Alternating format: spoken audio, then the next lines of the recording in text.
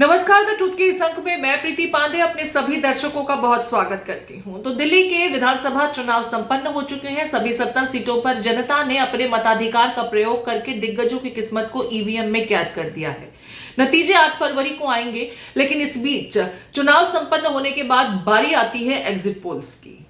Exit polls जिसके जरिए ये आंकलन किया जाता है कि कौन सी पार्टी को लेकर इस बार जनता का मैंडेट मिला है, कौन सी पार्टी सत्ता में काबिज होने जा रही है और किस पार्टी की रुखसती होगी, किसे फिर से मौका मिलेगा या किसका वनवास खत्म होगा।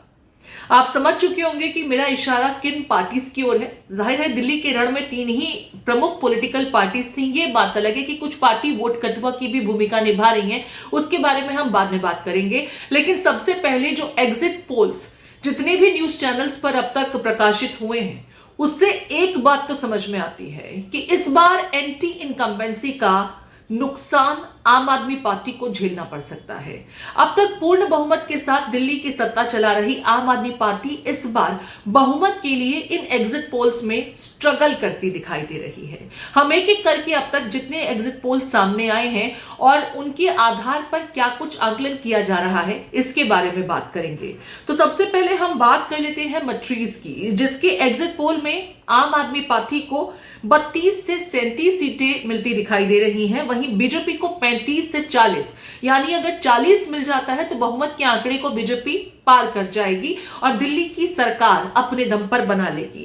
कांग्रेस को 0 से 1 और अदर्स के खाते में कुछ नहीं। अब कांग्रेस को लेकर के जो यहां पर पोर्ट्रेयल दिख रहा है वो हम सभी जानते हैं। कांग्रेस पार्टी ने इस बार इन चुनावों को उतनी शिद्दत से नहीं लड़ा या कांग्रेस सुर्खियों में उस तरह से नहीं देखने सुनने को मिली जितना कि पहले के चुनावों में राजधानी दिल्ली की जब बात होती थी तो कांग्रेस एग्रेसिव दिखाई पड़ती थी।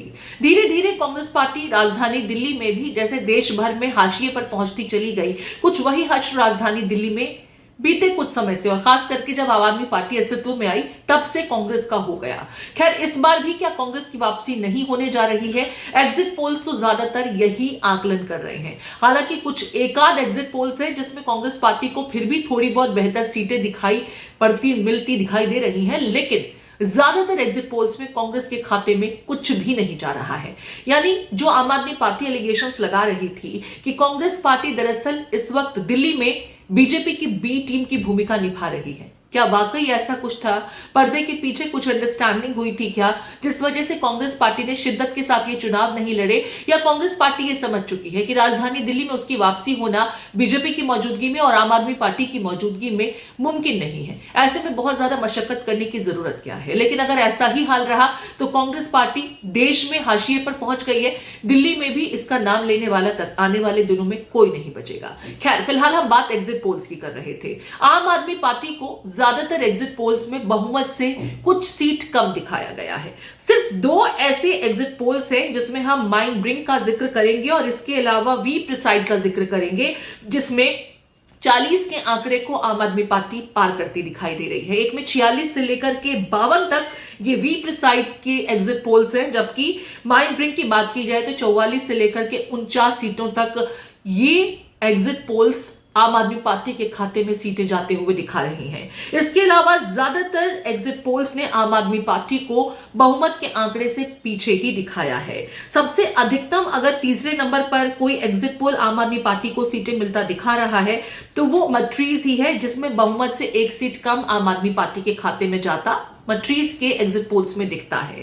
अब अगर हम बात बीजेपी की करते हैं तो लंबे समय बाद दिल्ली में क्या बीजेपी का वनवास खत्म होने जा रहा है? बड़ा सवाल यही है, क्योंकि बीजेपी डबल इंजन की सरकार के फायदे देश भर में गिनाती बताती रही और देश भर की जनता का मैंडेट भी बीजेपी के खाते में जाता दिखाई दे रहा है। बीजेपी धीरे धीरे देश भर में तमाम राज्यों पर अपनी पकड़ और मजबूत करती जा रही है, लेकिन राजधानी दिल्ली की टीस उसे लगातार परेशान कर रही थी। लिहाजा इस बार होमवर्क खूब किया गया और आम आदमी पार्टी के भ्रष्टाचार के आरोपों ने बीजेपी का यह काम बहुत आसान कर दिया।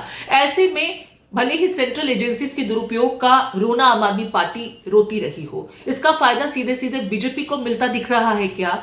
या इस बार जो बी टीम की भूमिका में है जी हाँ, आप ठीक समझ रहे हैं। मैं बात AIMIM की कर रही हूं, मैं बात BSP की कर रही हूं, मैं बात NCP की कर रही हूं, क्योंकि ये वो पार्टियां हैं जिनका कुछ हिस्सों में दिल्ली की कुछ सीटों पर थोड़ा बहुत असर है।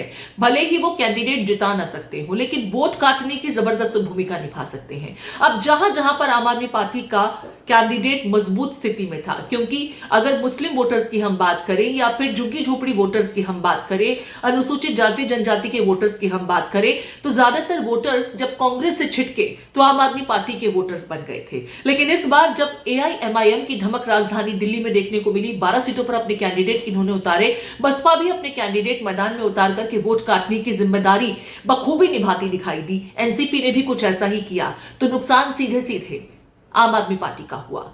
वही नुकसान जो किसी जमाने में कांग्रेस का नुकसान आम आदमी पार्टी के फायदे के रूप में हमें देखने को मिला था, इस बार वो नुकसान आम आदमी पार्टी से छिटक करके हो सकता है कि अगर इन पार्टियों के साथ वोट बटा तो फायदा बीजेपी को, क्योंकि बीजेपी का वोटर ज्यादातर तटस्थ है। अब ऐसे में जब दिल्ली में वोटिंग हो रही हो और प्रधानमंत्री नरेंद्र मोदी कुंभ पहुंच जाए संगम में डुबकी लगाने के लिए, तो हिंदू वोटर जो है वो और मोबिलाइज हो जाता है और प्रेरित हो जाता है, और वो काम आज हमने सभी ने कैमरे पर देखा। खैर, हम बात एग्जिट पोल्स की ही कर रहे थे, तो चाणक्य स्ट्रैटेजी की अगर हम बात करते हैं तो आम आदमी पार्टी को चाणक्य 25 से 28, बीजेपी को 39 से 44, कांग्रेस को 2 से 3 सीटें चाणक्य देता दिखाई दे रहा है। इसके अलावा सिर्फ एक SAS ग्रुप का एग्जिट पोल है जिसने कांग्रेस पार्टी को दिल्ली में 3 सीटें मिलती दिखाई, वरना किसी भी एग्जिट पोल में कांग्रेस पार्टी को 3 सीटों से ज्यादा देखने को नहीं मिला। यानी कुल मिलाकर के दिल्ली में तो कांग्रेस पार्टी हाशिए पर पहुंच गई है। लेकिन हैरानी की बात यह है कि किसी भी अन्य एग्जिट पोल्स में अदर्स को भी या निर्दलीय को भी कोई सीट मिलती नहीं दिखाई दे रही है। यानी सीधा सीधा मुकाबला आम आदमी पार्टी और बीजेपी के बीच। लेकिन एक चीज समझनी होगी कि ज्यादातर एग्जिट पोल्स में बीजेपी को बहुमत के इर्द गिर्द या बहुमत से ज्यादा सीटें मिलती दिखाई हैं, लेकिन जिन एग्जिट पोल्स में आम आदमी पार्टी और बीजेपी के बीच कांटे की टक्कर होती दिख रही है, अगर थोड़ा भी सीट ऊपर नीचे हुआ और कांग्रेस को जो 2 से 3 सीटें मिलती दिख रही हैं वो हकीकत में तब्दील हो जाती हैं, तो कांग्रेस की भूमिका वहां महत्वपूर्ण हो जाएगी। कांग्रेस के खेमे से भी आज यही कहा जा रहा है कि हम सरकार बनाने में महत्वपूर्ण भूमिका निभा सकते हैं। क्या वही होगा जो पहले हो चुका है? दिल्ली में आम आदमी पार्टी को समर्थन देकर के कांग्रेस सरकार बनाएगी, लेकिन उस सरकार का तो पूर्व में भी जो हश्र हुआ था हमने देखा था। यह बात अलग है, लोकसभा चुनाव में दो लोग गलबैया करते नजर आए थे, नतीजा दिल्ली की जनता ने दोनों को नकार दिया था और बीजेपी की सभी सीटों पर जितनी 7 सीटें थी बीजेपी के कैंडिडेट जीत गए थे। तो ऐसे में इलेक्शन से पहले एक दूसरे को गाली और बाद में गलबैया अगर सरकार बनाने की जरूरत पड़ती है तो क्या दिल्ली की जनता इसे गले के नीचे उतार पाएगी? खैर, फिलहाल एंटी इनकम्बेंसी, भ्रष्टाचार के आरोप और अन्य तमाम मामलों के बीच में जूझती आम आदमी पार्टी इस बार दिल्ली के इन चुनावों को क्या जीत पाती है? हालांकि दावा यही किया जा रहा है कि पहले भी एग्जिट पोल्स में आम आदमी पार्टी को कभी बहुमत मिलता नहीं दिखा था, तो क्या एक बार फिर दिल्ली के मामले में एग्जिट पोल्स फ्लॉप शो साबित होंगे? क्योंकि ज्यादातर एग्जिट पोल्स ने सेफ गेम किया है, सेफ गेम खेलते नजर आ रहे हैं, क्योंकि इक्का दुक्का ने बीजेपी को क्लियर मैंडेट दिया है, मैंडेट से भी ज्यादा दिखाया है, लेकिन ज्यादातर एग्जिट पोल्स में लगभग दोनों का मार्जिन एक दूसरे से बहुत ज्यादा दूर नहीं है। और कुछ सीटों पर तो ऐसा है कि बिल्कुल डाल डाल पात पात वाली सिचुएशन है। अब ऐसे में लास्ट मिनट अगर वोटर का मन डोल गया होगा तो किसका फायदा किसका नुकसान, नतीजों के लिए 8 फरवरी का दिन इंतजार करना होगा। फिलहाल तमाम दिग्गजों की किस्मत तो ईवीएम में कैद हो चुकी है और इनकी सांसें, इनकी धड़कनें, इनका बीपी, इनका ब्लड शुगर, इनका हाई प्रेशर, सब कुछ फिलहाल देखने को मिलेगा। आरोप प्रत्यारोप लगातार चल रहे हैं। ईवीएम का रोना आम आदमी पार्टी के कैंडिडेट्स रोते नजर आए हैं और ये जो है कि जनता समझ रही है कि क्या ये बौखलाहट है, हार का डर तो कहीं अरविंद केजरीवाल और उनकी पार्टी के तमाम बड़े दिग्गजों को सताने नहीं लगा है।